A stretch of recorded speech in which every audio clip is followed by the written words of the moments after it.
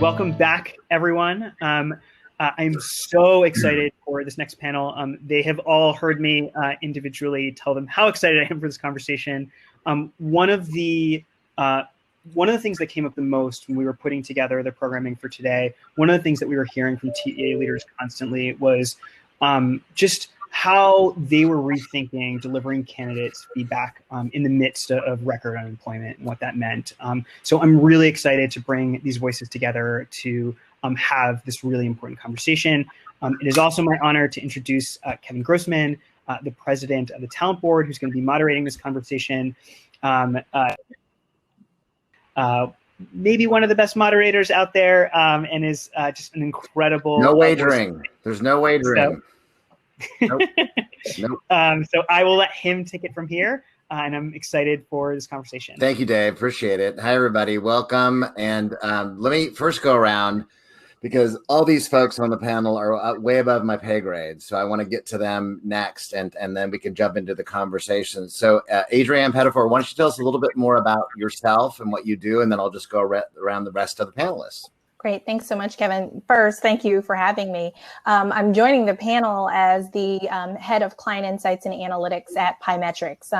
And what I do in my role is really make sure that all of the products that we build out are operating in the way that we expect them to be in terms of delivering business value to our clients, but then also that they're fair and compliant. So we're not introducing any tools that would adversely weed out folks on the basis of a demographic background. And just to kind of put that into context, Pymetrics operates in the HR space in terms of managing the talent life cycle with regards to internal mobility, selection, helping provide insights about soft skills and hard skills that candidates and or existing employees have. Excellent. And I really enjoyed the webinar that we did together. It seems like it was years ago now, right? Just weeks ago, something like that. Yes. Thank you very much, Adrienne. Appreciate it. And then Russ Wallis, welcome. Tell us about yourself. Great. Thank you, Kevin. Yes, I am the Director of Workforce Operations with Highland Consulting. We are the leading change and transformation management consultancy operating in the US, UK, and South Africa. And as part of my role, I lead teams that power the entire recruitment process, from sourcing through onboarding. And I've got some specific focus and attention on recruitment marketing and candidate experience, which is how I've come to know members of this team. So that's right. Very nice. Excellent. Welcome. And Nora Miller. Hi, how are you? Hey, Kevin. How's it going today? Good. I'm the only one in the office. Everybody else looks like they're doing their homes. Well, this is my office, so there you go. That's true. That's true. So I'm Nora Miller. I'm Assistant Vice President of Human Resources at Sequoia Equities. We are, as of today, an employee-owned real estate investment and property management company with about 14,000 units across the West Coast. So my role has become more and more of an HR generalist at the company, but I have a very long and strong background in recruiting, talent acquisition for many years, and that is my specialty. So I'm excited today to talk about the candidate experience, which I'm very passionate about. Yeah, absolutely. And you said just today it's now Just employee? today. Wow, Yeah. Congratulations. Wow. Well, best of luck with that. And that's exciting news. And of course, last but certainly not least, Mr. Brad Cook, tell us about yourself, please. Thank you, Kevin. Glad to be here. So my name is Brad Cook. I'm the VP of Global Talent Acquisition with a company called Intuitive Surgical. You may not have heard the name. You may have family members that have had robotic surgery, as Intuitive is a leader in the technology that enables robotic surgery through invasive care, minimally invasive care. So I'm excited to be on this panel regarding CX as well, a hot topic for everybody today. Absolutely. Well, thank you all very much. So let's get right into it. So we're going to be talking about feedback and specifically giving feedback to candidates. And again, we all know here, right, that most of those candidates who are interested in any job at your organization are not going to get hired at the end of the day. And so let's talk about that, because it's one thing to ask for feedback, and many of your organizations may, as you do, because you participated in the Candies and have won Candy Awards in the past, you ask your candidates for feedback. But when it comes to giving candidate feedback, there are compliance considerations. There's worries of that contentious back and forth conversation with the candidates, of them arguing why they weren't qualified at the end of the day. We do know, though, and even this year holds as true as it has in previous years, that those candidates who get feedback, especially job fit qualification feedback, are more likely to give higher positive sentiment ratings, as well as have an overall higher level of perceived fairness in the recruiting process. So that said, how do you approach, and Nora, let's start with you. How do you approach candidate feedback at Sequoia Equities, and what have been some of the barriers to change or continue to be barriers? So we do approach feedback as part of our process here, as an important part of our process, because of what you just said. People tend to leave happier if there's more of a reason why they weren't chosen. Unfortunately, obviously we can't give feedback to every single person that applies. We have thousands and thousands of resumes. So a lot of the feedback is automatic, that comes in the form of, we just screen the resume and we don't ever get to talk to a person. However, we do give feedback that is more formal in nature to anybody who interviews at the company. So anybody who actually speaks with the hiring manager, speaks with the hiring director, they come in and we provide them with some feedback about why we haven't chosen their application or why we're not moving forward. I think barriers to entry, I think what you said is very true, that unfortunately, if you're not trained on how to give feedback, it could go really wrong. So we do try to train our team members on what to give, what is appropriate to give for feedback, how to handle those more difficult conversations, which they tend to be. But I would say, 99% of the time, the candidates that we're presenting the feedback to are super happy that we're even taking the moment to do that for them. A lot of companies don't, and it does really set you apart to just give a little bit of information, help coach people. Right now, I'm sure we'll talk about this more, but right now we're seeing a lot of people in the workforce who haven't been in a long time. They've been laid off or let go from companies that they worked at for 10 to 20 years. They're not, super skilled at interviewing. And so providing them some feedback, I think, is really something that's helpful to them, but also much appreciated, so that they're not doing the same thing over and over in interviews and they have a better chance next time. It's so hard, and we're going to try to touch on it even throughout all the questions that we're going to address today. But it's, again, like you already pointed out, the majority of individuals today, when they apply, that's as far as they go in your recruiting process, right? And a much smaller tier are going to get screened and interviewed. Russ, what about you? How do you approach that at your organization? Yeah, it's a challenge because as recruiters, we're wired to build relationships. So, in a way, you're ending a relationship, albeit for maybe for a temporary period of time. It just makes it a more difficult part of that natural flow. An applicant enters into our recruitment cycle and speaks with a human, we try to ensure that the feedback is delivered by a human, so that we retain that kind of individual and personal touch. But up funnel, absolutely had to implement automation. We absolutely had to implement some more canned messaging. But the approach we've taken this year is really to give a little bit more personalization, a little bit more detail, a little bit more of that reason you're talking about, Nora, as to why. Because if candidates are getting the blanket message that just says thanks but no thanks, and it's not specific and it's not grateful, that does tend to fall flat. So we're working really hard on creating personalized messages delivered in an automatic way. Right, because and we'll talk more about that too, touching automation. That's the mantra I keep hearing, and that's the reality of what's happening with recruiting, especially with the majority of individuals, again, that apply and maybe get tested and assessed, which we're going to talk about next too.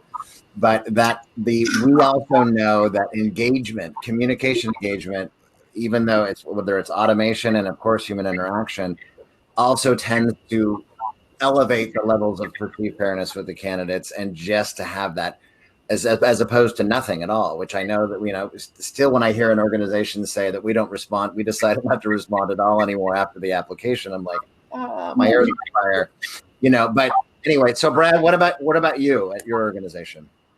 I'd say that the difference is right now I'm new in the company and going into rebuild mode, so I haven't even started this exercise with Intuitive. But in the past, similar to what sort of Nora and Russ said, but also looking at the process through the lens of volume. What we did for university, what we did for executive would be different. Volume would be in the middle of professional. So we did tend to have the same human touch. On the executive levels, we used to offer a lot more formal feedback as people had come through, because we had been doing different assessments for executives. University front end, using some of the early assessment tools, the HackerRanks, the coding type tools. We provided sort of feedback on those in a digital sense. But as we got through into human touch requires a human touch to go back to, and try to make that as personal as possible on that front. And then again, like what Russ said, I don't think there's any silver bullets in what we do. We're all trying to tackle the same thing. Is we have to give digital rejections.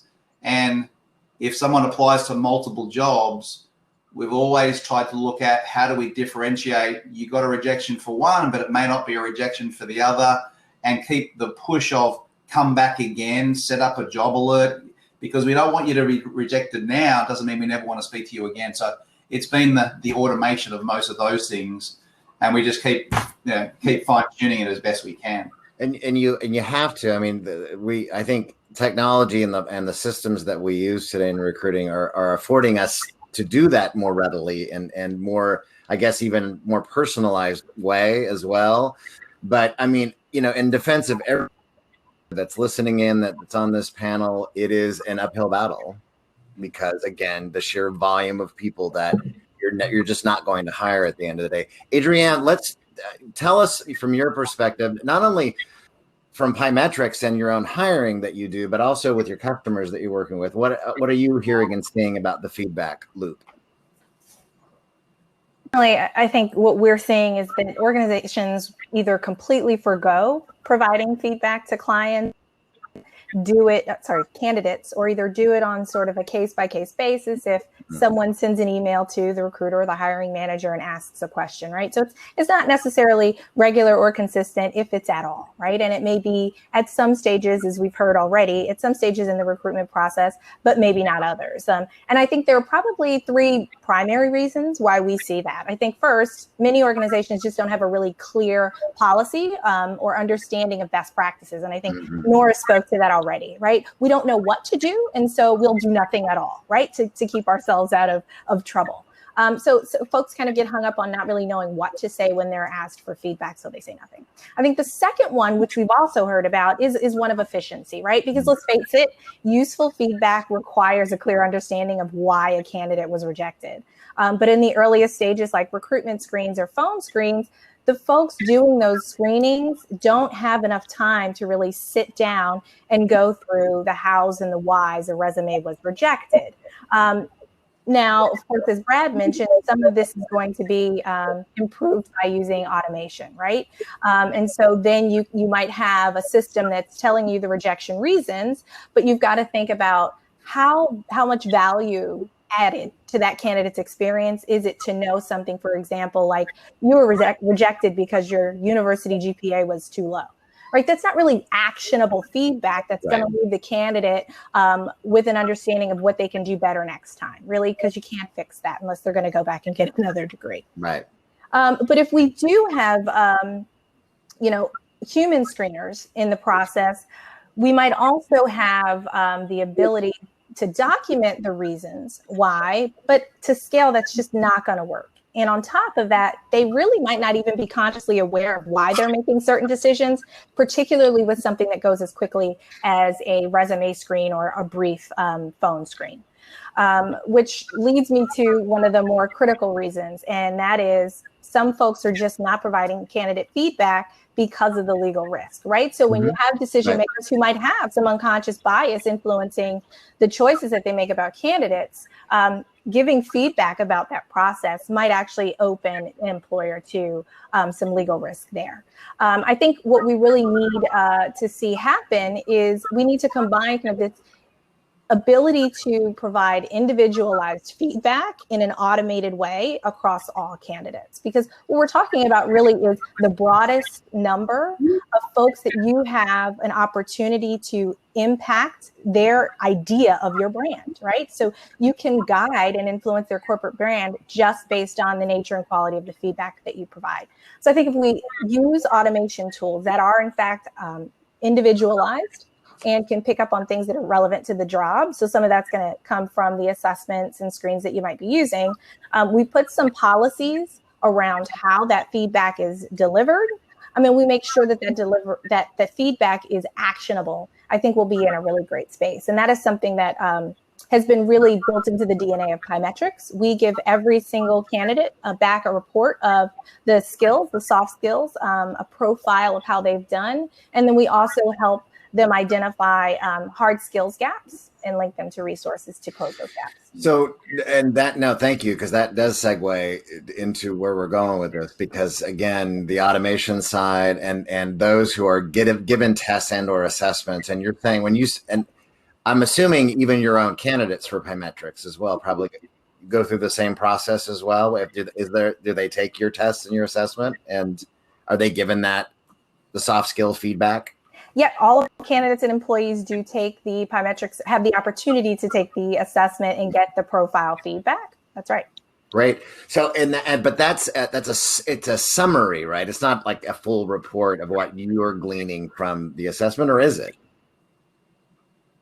An individualized report. It's going to be slightly different than what the employer sees, right? So the employer is going to see something that's similar to the role, whereas the candidate is actually going to get something that's more insightful about them as an individual. So for example, I think it's fitting that I'm responsible for compliance at Pymetrics, and when looking at my own report that I get back from Pymetrics reporting, when I look at my risk tolerance, it tells me that I tend to carefully test options and choose the safest method. Like, that makes sense because I'm responsible for compliance at my organization. That's excellent. I spill glasses of liquid. That's what came back in my test. Knock it over off the counter. It was a dumb joke, I know. So Nora, but what about you? Do you have tests or assessments, and is that information that you convey in some way, shape, or form to your candidates? So we minimally use tests and assessments in our organization right now. It's definitely something we're looking at for the future.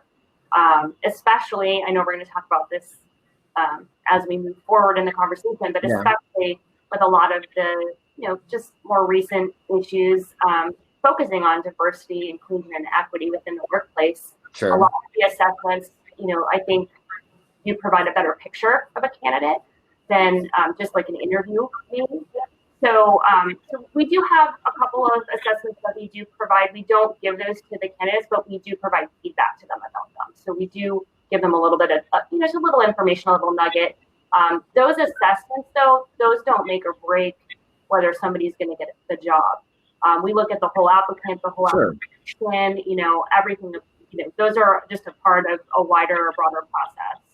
But that's something quantifiable, though, that you can actually still relate to them. Exactly. That this is, and is that tied to? And again, this is where I know it can get difficult unless, Adrienne, as you were saying, there's not very specific guidelines and setup and processes set up. But does that also relate to? We recommend you do X. It does. So it does give you, sort of insights into the person's ability or maybe their, their focus on a particular job type or a job style that might work best for that particular situation. So it can provide you with better feedback for the candidate too about, based on the information you're providing, based on the jobs you're applying for, it may not be the best fit, or it may be a great fit, or it might be something in between. Right. But that is that for candidates that are farther along in the process, or is that more coupled to the app? Okay. That's what I thought. So we don't have anything right now that would be an assessment for somebody who is just applied. Yeah. Just applied. Right. Brad, what about you? I'm going to go back historically. So over the years, the areas that we've tended to play in is more the sales area. And, the pymetrics thing is a perfect tool for looking at a sales. We've tried Challenger, we've tried DDI, and this is probably going back 4 or 5 years. It made sense. And at the time, legal were okay with being able to provide part of the report, the candidate report versus the employer report. And we did offer that to candidates when they went through it, because how I basically got it approved was we're getting them to spend a good 30 or 40 minutes of their time. We've got to give them something for that investment, and then they could take away and learn more about themselves. And the thought was, if that can make them a better human being for the next interview they go through, well, we've left them something for that. Right. So we've tended to play it in the sales area that has worked for us. One of the things we did have a challenge with is when we had to use it across multiple languages. We knew of individuals in Latin America, as an example, who had been in the software space for many, many years, but we saw very different scores with an English as a second language versus a first language. So we had to really rethink the assessment. And at that point, we stopped giving out the tool because it wasn't really useful for them, because the translation just didn't work. So there's been stops and starts with that over the years, but we've always tried to, or in the past, I've always tried to give something as a thank you for investing the time. Were those, I'm just out of curiosity, were those locally translated? Was that just a universal translation? It was locally translated, and it was a Challenger model, and that was the different model at the time. Right. We were trying to peg everybody is a challenger to move to a solution sell, and that was a different sales force than what traditional IT selling was at the time. So it was an interesting exercise. But again, the value of those that did receive that feedback, with the exception of the translation issues, that was a perceived value and a fairness, right, level with those candidates. I think that's really important. We've done in the past year and a half now, we've done a few deep dives with some organizations here at the Candies, and that's been a pretty glaring gap, is that if you're having an individual, you're not setting up the context ahead of time as to why you're taking this assessment in the first place. And then you take a 40-minute assessment, and then I see nothing about it at all. No information, no context, and then an automated rejection email.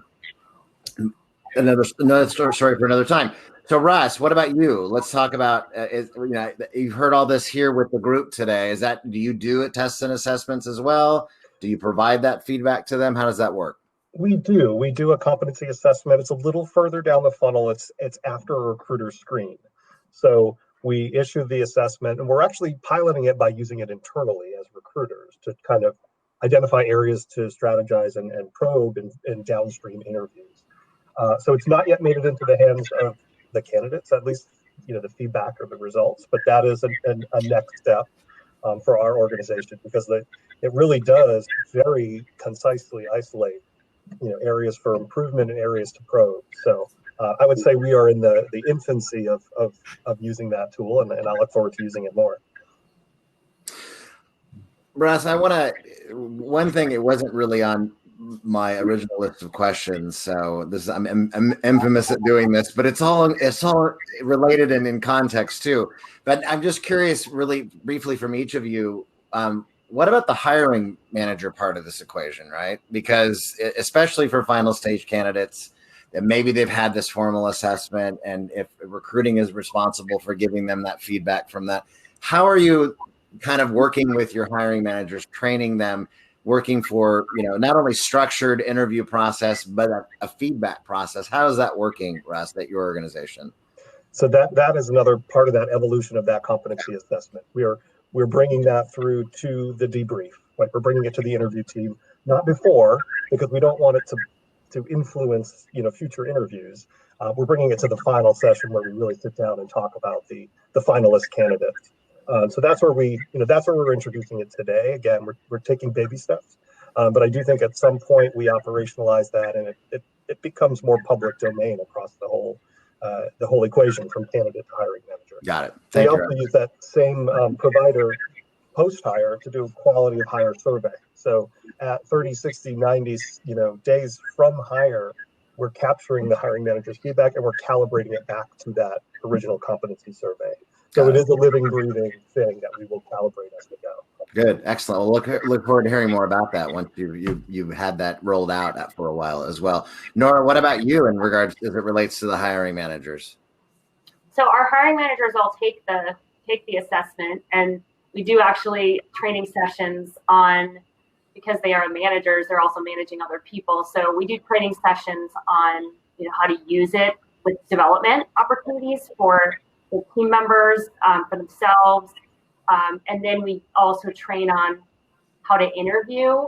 So our tool, the assessment that we're using right now is more about look at the type of person and then ask questions to see if those situations could be an issue for the candidate or could potentially be an issue for the job. So we do a lot of training actually on the assessment so that the hiring managers know how to use it and gain information from it. So they're pretty informed about how the tool and what the tool tells you may represent itself in the job. So I do think that's really important part. If you just do an assessment and the manager doesn't know how to use it or how to use it to get more information from a candidate, it's probably not very useful. I couldn't agree more. Absolutely. Brad, same kind of situation then in your even previous experience? Yes, similar situation, and especially now we've readjusted the process of the debrief to not have everybody go around and do a round robin of feedback. It starts with a thumbs up, thumbs down, or that way. So you basically get everybody's view of who's in, who's out, and then whoever's in, then you have the conversation, just to make sure there's no one with a big voice in the room that can take over the conversation, and that seems to be paying dividends for us as well, just to make sure we're not having any bias during the debrief. Excellent. Yeah, thanks for sharing that. And Adrienne, what about for not only internally at Pymetrics, but for your customers as well? I think one of the things that we make sure that we focus on is, of course, expectation setting in terms of what the process is going to be for hiring managers, and how that may differ across different functions in the business, because of course different functions have different needs with regards to what they're assessing in their candidates. So we do trainings with hiring managers and recruiters. We encourage them to take the different assessments or interview, whichever tools in the Pymetrics suite that they're going to be using, and help walk them through kind of the reports that they would get and how that might be used to guide decision making. So as Nora mentioned earlier, typically we're not talking about completely automated decision, right? There's a human being that's taking the output of an assessment and using it alongside some other information that they have about the candidate. And so we guide our clients in how to understand and interpret that report to inform the decisions that they're going to make, whether that's to advance a candidate to the next round or maybe ask some follow-up questions at the time that they actually have an interview with them. So that's really how we're managing to incorporate things. We find it's really best practice to set expectations. Absolutely. I think everybody is happy when we do that. Candidates are not surprised, and they actually look forward to the feedback that they know they're going to get. One of the critical, I would argue, competitive differentiators when it comes to a better candidate experience in the recruiting process is setting expectations from pre-application all the way to onboarding and beyond, so that this is what's going to happen next in the process for you. It's extremely critical. I think, Dave, do we have like 10 minutes left, I believe? I know you're gonna ping me. I just want to make sure to time the rest of the questions right.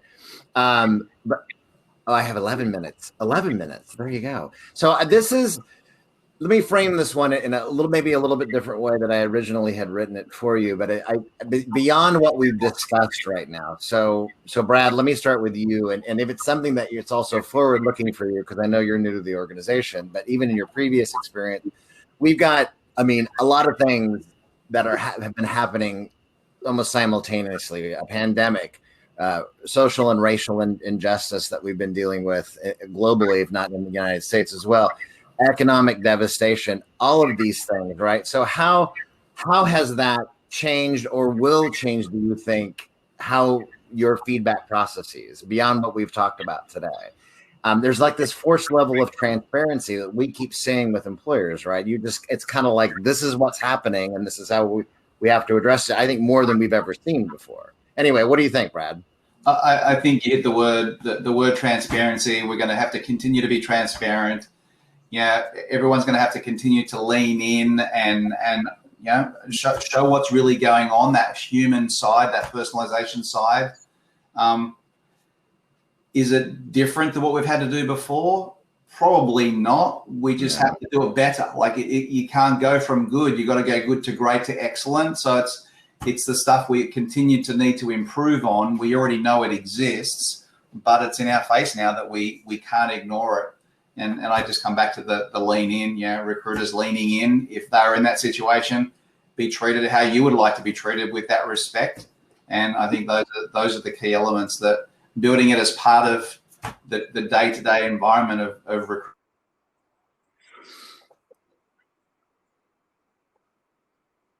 Right, agreed. We're seeing some interesting differences in the Candy data this year in the 2020 benchmark than any previous year before.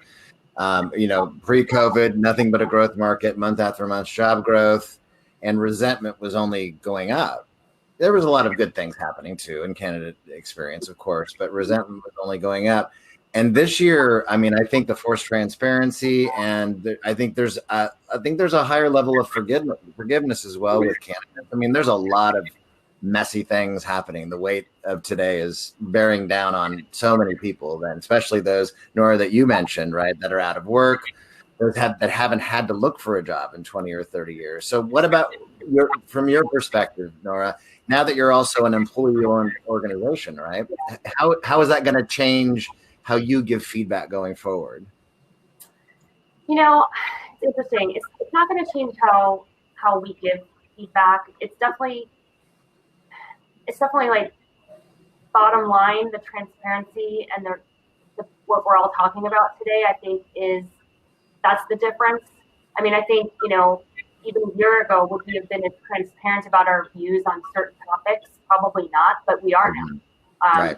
We are taking a stand on, what our CEO believes in, and that is equity, equality, diversity, inclusion, and we're making that known and putting that out there.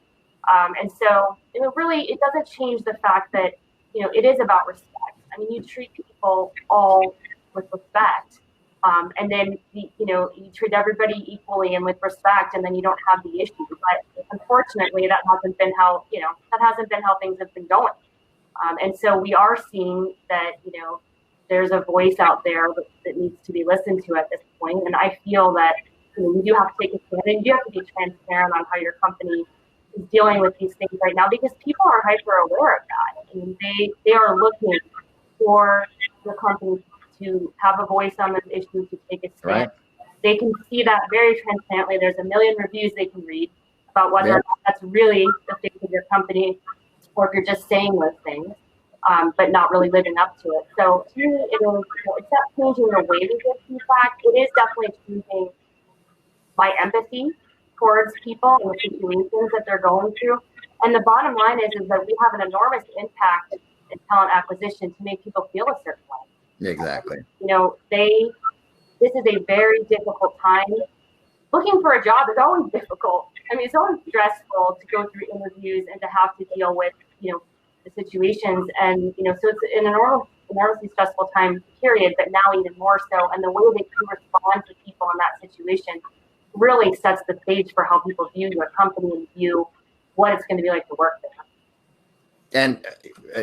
And most of those people you're not going to hire. Yeah. And so, Adrienne, empathy is such an important life skill, right? Absolutely. And it's something that can be learned at any age, and we can grow it. It's a muscle that we can build up. What from your perspective, how is what's happening this year impacting how Pymetrics addresses feedback going forward? Yeah, so I think one of the things that we wanted to do was not just give feedback that was insightful, but much more actionable, right? So when you have executives making statements about the lack of qualified African American individuals in the labor market that they can hire from, that's a problem, right? So one, is that really true? Well, the way to do that is to understand the hard skills that your candidates possess, right? And to have a really consistent and structured way of assessing that, so that you can not only know what your candidates have now, but you can also understand what you'll need in the future and how that differs from today's candidates. So as you build your organization or reshape your organization, you know your existing candidate pool's gap from what you need. So what we wanted to do at Pymetrics was really take the perspective of how can we look at those hard skills that are required for a particular job and say to the candidate, you know what, you've got a great match with regards to things like empathy or risk aversion, these soft skills, if you will. But really, for this role, we'd like to see you become stronger with SQL queries or your machine learning or those sorts of things, right? And let's be real. Most of these tech schools can be very quickly acquired and done so very cheaply, thanks to massive open online courses and virtual trainings, right? So we're not talking about telling someone you've got to go back and get a 4-year degree. We're talking about, okay, go do some leak coding. We're talking about get on Coursera or DataCamp. We're talking about spending some time for sure, but not years to upskill. And that's the approach that we took. And so now, not only are we doing that for candidates and particular clients, but we're partnering with other organizations that are specifically targeting industries that have been most adversely affected by the pandemic. So we have partnerships with other assessments, hard skills, training programs where we say, here's your skills gap. Oh, and by the way, here's the online training resource. You can complete this and get a certification. That's excellent. I am almost done with a 2-month HR analytics course online, and it can be done in that really short. It's great. It's been great so far. Russ, I want to make sure that you get in. I know we're just about out of time. What do you want to add to that part of what we've just been talking about? Yeah, I think we've gone into overdrive in a couple of different areas. The first being, build that broader talent community during this difficult time, right? We talked in the last section with Matt Alder about the, not just the employee community, but our past, our present, and our prospective candidates. We invite everyone who interacts with the North Highland brand into that talent community. And we went into, hyper communication mode to make sure that everyone understood that we had converted to virtual, to make sure that everyone understood that while certain job postings went away, we are still hiring. We gave a very robust FAQ for candidates that were, on our board and looking through our jobs. So we really just tried to be, again, transparent with everything. We tried to also pepper in some really personal stories, like, what our consultants were doing out in their communities to help people in need. All the inclusion and diversity initiatives that were and are ongoing at North Highland. Those kind of stories just keep people close. And it's been really effective. One success story from our London office, massive notice periods and lead times when we hire over there. We had to cut a few cords when COVID hit. People that were pending offers, pending starts. And as soon as we're able to turn the corner and we're starting to look at our workforce plan for 2021, we've been able to pick up the phone and re-engage the vast majority of those people. So what could have been a devastating message is that your offer is gone. We're now able to bring them back into our arms, which has been really positive. No, very nice. That's excellent. Thank you so much, all of you panelists, for sharing your insights today. I think we less than 2 minutes. Dave, I think we did have there was a question that was from the audience, I believe, and we only have a little bit of time. If anybody wants to chime in on this, do you find that concise expectation setting for the interview process and style helps when giving feedback later, which I think we did kind of hit on, but anybody want to add on that really quick, 30 seconds? Set expectation, over deliver. You can't improve on that. Yeah, exactly. Thank you. So Dave, are we good? That was great, everybody. Thank you so much for sharing your insights. Appreciate it. Again, from the Candidate Experience Awards and Talent Board perspective, feedback is super critical. If you can give it, especially for final stage candidates and even those who apply and are tested or assessed, something to take away, right, Adrienne? Something to take with them and to grow from that point on. All right. Thanks, everybody. Goodbye. Thank you all panelists very much. And I think we're good. Thank you all. Have a great rest of the event today.